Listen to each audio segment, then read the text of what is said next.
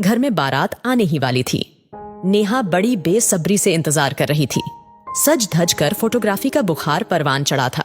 तभी छोटी बहन रोज खुशी से चिल्लाती हुई आई, दीदी दीदी बारात आ गई। पर क्या? अरे दीदी, कुछ खास नहीं है, सिंपल सी घोड़ी, बस 2 ढोल के संग बारात आई है और एक लाइट वाला। है ना अजीब बात? नेहा मुस्कुराई। अच्छा, तो अपनी दीदी को तू भी चिढ़ाने लगी है? नहीं दीदी, कसम से। क्या? हाँ, आप तो कहती थी मेरे राज के पास बहुत पैसा है, ऐश करूंगी। पर दीदी, आपकी भैंस तो पानी में डूबती नजर आ रही है। पापा भी परेशान हो रहे हैं। मैंने सुना है पापा कह रहे थे इन लोगों ने हमें धोखा दिया है। नाक कटा कर रख दी। तू चिंता मत कर, अभी जाकर बात करती हूँ। अपने आप को समझते क्या है? तभी नेहा नेहा करती हुई ननद रानी अंदर आ गई और बोली, वाह, मेरी भाभी तो बहुत सुंदर है। तभी मम्मी हाथ में चावल और फूल ले आई। चलो नेहा राज के ऊपर अपना राज जमाने। गर्दन झुकाकर नेहा मम्मी बहनें और सखियों संग बाहर चल दी। जब जयमाला का समय आया तब नेहा ने धीरे से राज से शिकायत करते हुए कहा, पता है हमारी इज्जत मिट्टी में मिल गई। ऐसे भी भला कोई बारात लेकर आता है? मेरे पापा बहुत नाराज हुए। राज ने नेहा के हाथ पर अपना हाथ रखा और कहा, तुम चिंता मत करो, पापा जी को मैं मना लूंगा। पर मैं तो ऐसा ही हूं, तुम्हें मंजूर तो है ना?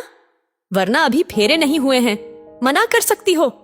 अच्छा, एक तो तुमने इज्जत डुबो दी, अब चाहते हो मैं भी डुबो दूं? अरे नहीं जनाब, अब आप मेरी भी इज्जत हैं। मैं तो मौका दे रहा था ताकि तुम मुझसे लड़ाई न करो। अच्छा। दोनों एक दूसरे को देख मुस्कुरा देते हैं। फोटो सेशन के समय जैसे ही प्रभाकर जी फोटो के लिए स्टेज पर आए, तभी राज ने प्रभाकर जी के ढोक लगाई और धीरे से बोला, पापा जी कुछ बात करनी है। प्रभाकर जी चौंक गए। तरह तरह के विचारों ने घेर लिया। आखिर इस समय बात क्यों? क्या बात होगी? जरूर लालच ने घेर लिया होगा।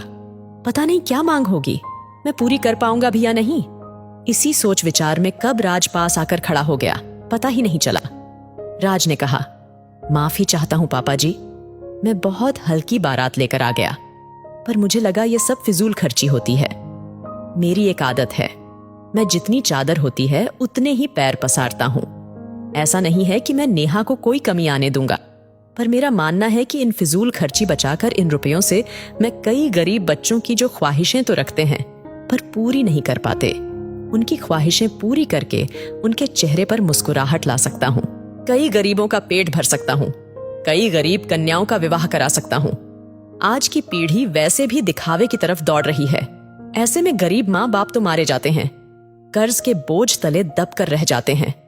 पापा जी, ये द्वार दुआओं का ही है और आज से मेरे साथ नेहा भी जुड़ गई है, तो जो दुआ मैं कमाऊंगा उसमें नेहा भी बराबर के हिस्सेदार होगी। इसलिए आपने अब तक ये भव्य आयोजन हम दोनों की खुशी के लिए कर दिया। वो तो ठीक है, पर अब नहीं, सिर्फ 1 रुपए दीजिएगा दहेज में, वह मैं लेकर ही जाऊंगा। पापा जी राज की बातें सुन गदगद हो गए। उन्हें प्राउड फील होने लगा कि मेरी बेटी नेहा कितनी भाग्यशाली है जिसे राज जैसे विचारों वाला लड़का मिला।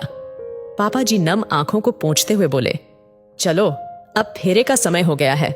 जी, पंडित जी ने फेरे संपन्न करते ही कहा, अब कन्यादान का समय हो गया है, कन्यादान कीजिए। राज बोला, पापा जी मैं तो नगद ही लूंगा। यह सुनकर सब चौंक गए। कानाफूसी शुरू हो गई। ये तो लालची निकला, देखो कैसे बोल रहा है। लेकिन जब पापा जी ने 1 रुपया निकाल कर दिया और बोले, ये लीजिए नगद, सब हंस पड़े। सबकी गलतफहमी दूर हो गई। अब तो सब तारीफों के पुल बांधने लगे। वास्तव में दोस्तों, दिखावे के चक्कर में हम कितना धन बर्बाद कर देते हैं, उसे बचाकर हम अपने समाज को आगे बढ़ाने में सहयोग कर सकते हैं। दोस्तों, आपके इस वीडियो के बारे में क्या राय है, कमेंट में जरूर बताइएगा। और इसी तरह की इंस्पिरेशनल वीडियो देखने के लिए लाइक एवं फॉलो जरूर कीजिएगा। तो मिलते हैं अगली वीडियो में।